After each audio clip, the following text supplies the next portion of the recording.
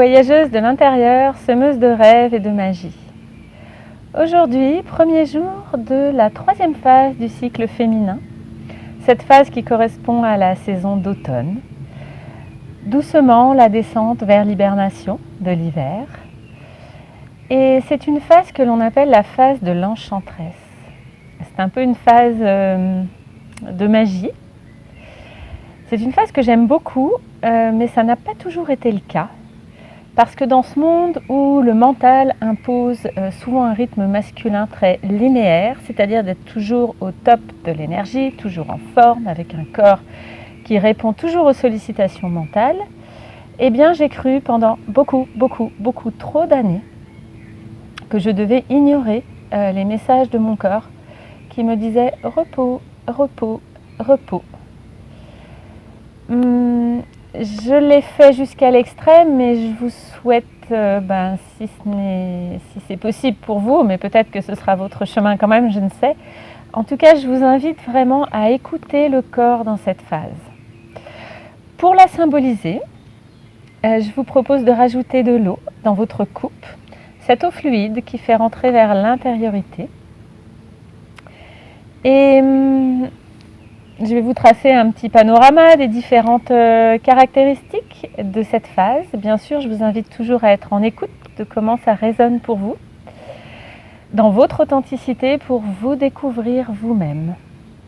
Donc je le disais, première chose, une baisse d'énergie physique extérieure qui appelle de plus en plus de repos. Du repos qui, s'il est honoré, va permettre de toucher d'autres dimensions d'inspiration, de création et de trouver des réponses à des problématiques qui n'ont pas été résolues sous forme de rêverie. Simplement, la réponse va venir toute seule. Prendre le temps de rêver, prendre le temps de méditer et de découvrir sa propre dimension spirituelle. Alors le point sur lequel je veux insister aujourd'hui, c'est vraiment la connexion au corps.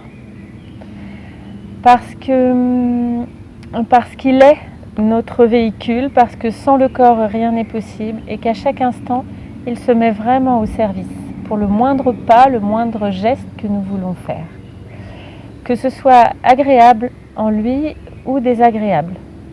J'ai moi-même une gastrite qui dure depuis plusieurs mois. Et elle est devenue en fait un indicateur pour moi de est-ce que je suis sur la bonne pente, sur mon chemin, ou est-ce que je repars sur de vieux schémas. Et ça, c'est vraiment un cadeau. Parce que sans elle, je repars automatiquement sur les vieux schémas.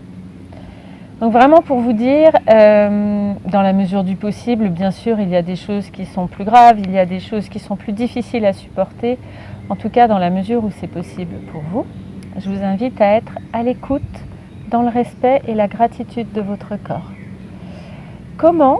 Eh bien, en poursuivant les propositions que je vous avais faites depuis le début. Je ne sais pas où vous en êtes, si vous avez continué ou pas, si vous avez fait d'autres pratiques. La première, c'était le matin d'entrouvrir la fenêtre et de respirer profondément jusqu'aux orteils et remonter jusqu'au sommet de la tête, de respirer cet air matinal, cet éveil matinal. De continuer en vous relevant par un automassage qui est en vidéo, donc vous pouvez le reprendre si cela vous intéresse maintenant.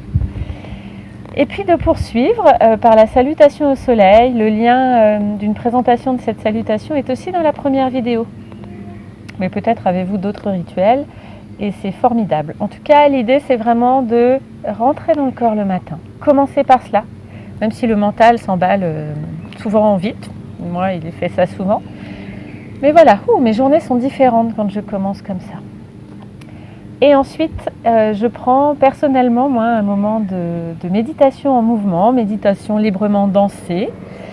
Je vous en ai proposé une dans les vidéos qui s'appelle « Plaisir d'être en soi » et que vous pouvez vous offrir quand c'est bon pour vous au cours du cycle. Pour vraiment toucher ce plaisir de connexion au corps, ce moment de présence à soi.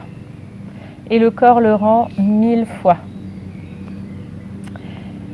Voilà, ensuite, bien sûr, la journée s'écoule, donc quand vous le pouvez, entendre ce moment où le corps dit « Ouh, stop ». Personnellement, pour moi, ça passe par un moment de pause après le repas de midi. Je m'allonge en tous les cas, ça c'est certain, déjà parce que ça favorise la digestion. Et ensuite, souvent, je m'endors un petit peu, d'un sommeil très léger, d'un sommeil parfois dont je suis à peine consciente. Mais je vois à quel point cela permet d'adoucir tout le reste de mon après-midi. Avant, au début de ma vie professionnelle, quand j'étais une cadre dynamique, je prenais un café pour tenir le coup, après le repas, ne pas m'endormir, cappuccino, etc., du sucre.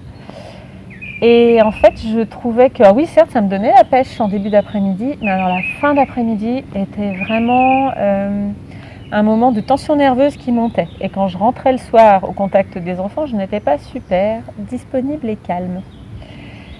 J'ai arrêté après mon premier enfant le café et je suis rentrée dans cette pratique après le deuxième enfant de la sieste, après le repas.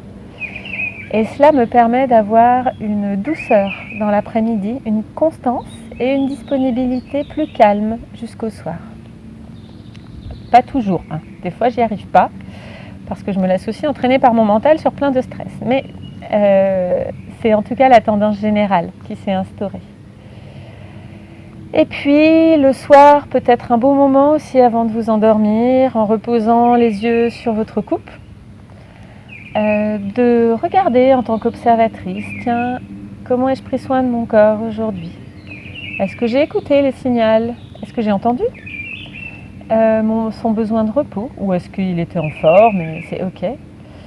Est-ce que je peux être en gratitude pour lui de m'avoir accompagné toute cette journée, de m'avoir permis de vivre cette journée comme je l'ai choisi? Voilà, mes propositions pour ce premier jour de la phase de l'enchanteresse, la phase d'entrée dans la magie du féminin. Je vous souhaite d'être douce avec vous-même et de vous émerveiller de la beauté de la vie en vous.